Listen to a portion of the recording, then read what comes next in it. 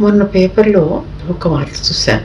నాగర్ కర్నూలులో ఇంటర్మీడియట్ చదివే కుర్రవాడు తనతో పాటు చదువుకునే 3 ఆడపిల్లల్ని ఒక స్నేహితుడి సహాయంతో ప్రేమ పేరు మీద ట్రాప్ చేసి వాళ్ళతో సెక్సువల్ కలాపాల్లో పాల్గొని వాళ్ళ జీవితాలతో ఆడుకున్నాడు.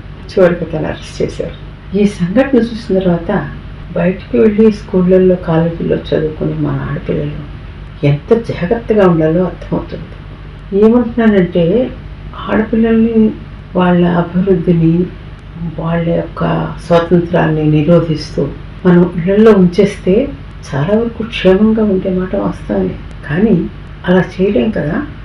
వాళ్ళ అభివృద్ధి కోసం వాళ్ళని మనం బయటకు పంపించాల్సి ఉంటుంది, సమానత్వం కోసం, స్వయం ప్రతిపత్తి కోసం.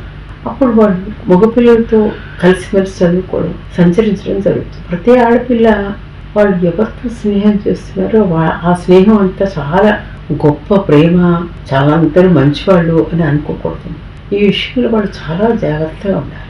ఎంత జాగ్రత్తగా ఉండాలంటే ఒక ఎలుగుబంటి ఒక చెట్టు ఎక్కి ఆ చెట్టు కొమ్మల చివరిలో ఉన్నటువంటి ఒక పండు అందుకోవడానికి ఆ కొమ్మ మీద చేయి వేసి ఎంత భద్రంగా అది గట్టిగా ఉందా లేదా తను పడిపోతానేమో అని చూసుకుంటూ జాగ్రత్తగా అడుగులు వేసుకుంటూ వెళ్ళి ఆ పండు అందుకుంటుంది. అంత జాగ్రత్తగా తాము ఎవరితో స్నేహం చేస్తున్నారో ఆ మగపిల్లల విషయంలో వాళ్ళు గమనించుకుంటూ ఉండాలా, చాలా జాగ్రత్తగా ఉండాలి అని నేను హెచ్చరించడానికి ఈ వీడియో చేస్తున్నాను.